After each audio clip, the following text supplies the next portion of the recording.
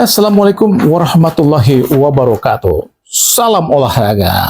Oke, bertemu kembali dengan saya Hadi Gunawan atau Bung Ahai. Kali ini saya tertarik sekali ya untuk membahas tentang kasus 7 pemain naturalisasi Malaysia yang saat ini sedang disidang di CAS untuk menentukan bagaimana nasib sepak bola Malaysia ke depan atau nasib pemain-pemain naturalisasi mereka tersebut juga tentu saja.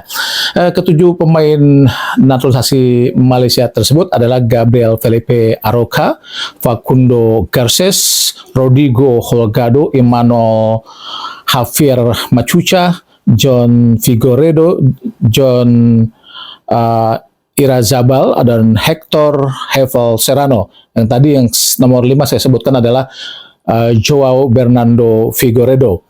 Semuanya adalah pemain-pemain asal Amerika Latin ya. Hanya satu yang pemain asal Spanyol yaitu John Irazabal. Nah, ketujuh pemain ini sedang di sidang CAS ya sejak 23 Februari lalu, dan keputusannya akan ada di tanggal 27 Februari besok pukul 5 pagi. Nah, ini akan menjadi penentuan bagaimana nasib ketujuh pemain tersebut dan juga sepak bola Malaysia ke depannya.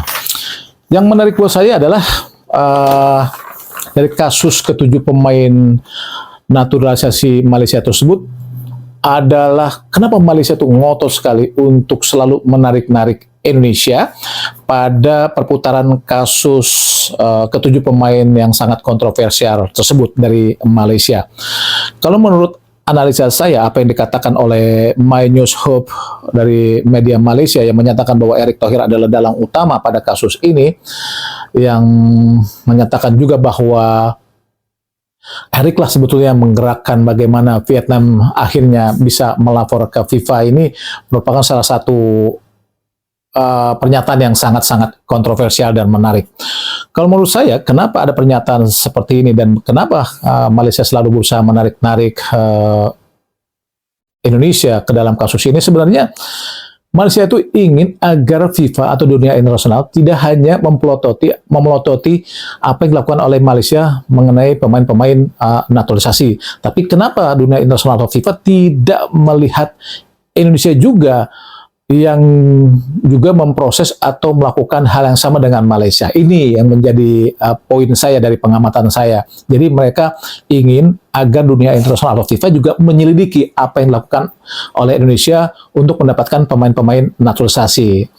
Jadi kalau menurut saya ini benar-benar sesuatu yang sangat-sangat kontroversial ya kalau menurut pengamatan saya. Jadi Malaysia mungkin berpikir kok hanya mereka saja yang dianggap melanggar tentang kasus 7 pemain naturalisasi. Mungkin mereka tidak paham ya kenapa pemain-pemain naturalisasi kita tuh mulus-mulus saja sedangkan mereka sangat kontroversial.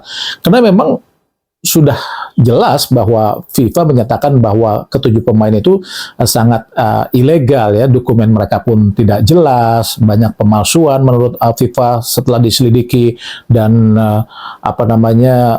garis keturunan mereka pun juga tidak sesuai fakta. Jadi ya kalau mereka berusaha untuk menarik-narik Indonesia agar dunia internasional juga menyelidiki apa yang dilakukan Indonesia, ini memang sangat-sangat tidak beralasan.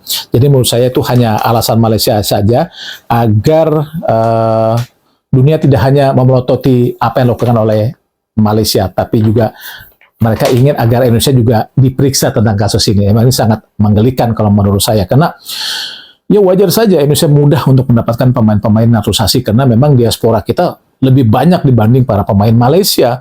Pemain Malaysia kan diasporanya sangat sedikit, jumlah penduduknya juga sedikit, dan sejarahnya juga tidak semenarik Indonesia dalam melihat bagaimana banyaknya diaspora kita yang berada di luar negeri. Jadi wajar kalau kita banyak memiliki pemain-pemain diaspora atau juga diaspora yang berada di luar negeri, karena memang sejarah yang sudah terjadi seperti itu di Indonesia, dan ini berbanding terbalik dengan Malaysia. Mereka juga harusnya berpikir kenapa mereka tidak sebanyak Indonesia untuk mendapatkan diaspora atau juga pemain-pemain diaspora atau atlet diaspora. Karena jika menilik Malaysia saja, sebenarnya kan pemain-pemain Malaysia atau mungkin keturunan Malaysia juga banyak dari Indonesia sebenarnya ya. Jadi kalau kita mencari pemain-pemain diaspora sangat mudah, karena di Malaysia aja bisa dibilang banyak sekali keturunan Indonesia yang ada di Malaysia. Bukan hanya di Malaysia kan, di Eropa juga sangat banyak. Jutaan orang yang menjadi diaspora Indonesia. Tentu saja dari jutaan itu ada juga yang berposisi sebagai atlet atau pemain-pemain sepak bola profesional seperti yang ada di Belanda khususnya, di Inggris, di Jerman, atau juga di Italia, bahkan di Amerika Serikat. Ya ini mungkin yang tidak terlalu pahami oleh Malaysia. Jadi Malaysia mungkin terlalu sakit hati atau mungkin juga terlalu sempit berpikir sehingga mereka berpikir kok Indonesia bisa semulus itu sedangkan Malaysia tidak. Jadi mereka tidak paham bagaimana banyaknya diaspora kita dan mungkin juga diaspora-diaspora yang akhirnya menjadi atlet atau berprofesi sebagai atlet. Bukan hanya atlet, mungkin ada seorang profesional lainnya seperti dokter mungkin, insinyur, atau ya berbagai macam lah diaspora-diaspora kita yang menjalani atau menekuni profesi-profesi yang sangat beragam di luar negeri. Nah ini mungkin yang tidak dipahami kenapa Malaysia itu berusaha menarik sekencang mungkin Indonesia ke dalam perputaran kasus mereka yang sangat kontroversial. Ya memang mereka itu sangat berkepentingan dengan kasus ini karena mereka sedang berusaha untuk lolos ya ke kualifikasi atau ke Piala Asia 2027 nanti di Saudi. Sedangkan Indonesia sudah lolos karena sukses menjadi peserta ronde ketiga di kualifikasi Piala Dunia kemarin, sedangkan Malaysia harus mengikuti kualifikasi. Memang saat ini mereka sedang berada di puncak klasemen grup F ya, bersama Vietnam dan Nepal di grup ini. Tapi Malaysia saat ini unggul 3 poin atas Vietnam di kualifikasi grup F Piala Asia 2027 nanti.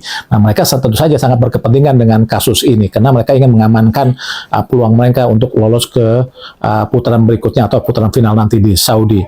Nah mereka ini tentu saja jika kasus ini keputusan nanti 27 Februari besok jam 5 pagi akan sangat merugikan, ya harapannya sangat tipis karena FIFA sudah memutuskan kemarin ya bagaimana mereka di pertandingan internasional atau persahabatan internasional FIFA Matchday mereka dikurangi 3 poin atau pengurangan 3 poin lah sehingga peringkat mereka pun turun di ranking FIFA.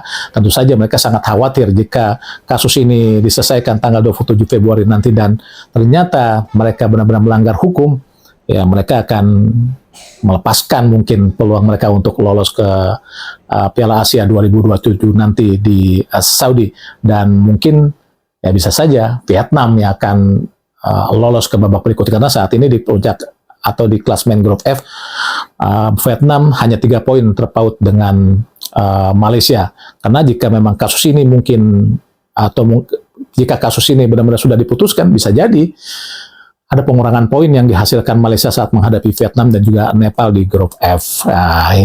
Makanya saya menyatakan bahwa mereka sangat berkepentingan dengan kasus ini dan mereka juga sangat ingin mungkin Indonesia bisa tidak semulus itu untuk lolos ke Piala Asia nanti. Mereka benar-benar sangat-sangat ingin bahwa Indonesia gak mengalami nasib yang sama mungkin dengan Malaysia. Makanya mereka berusaha selalu menarik-narik kasus ini ke dalam perputaran kasus mereka yang sangat kontroversial.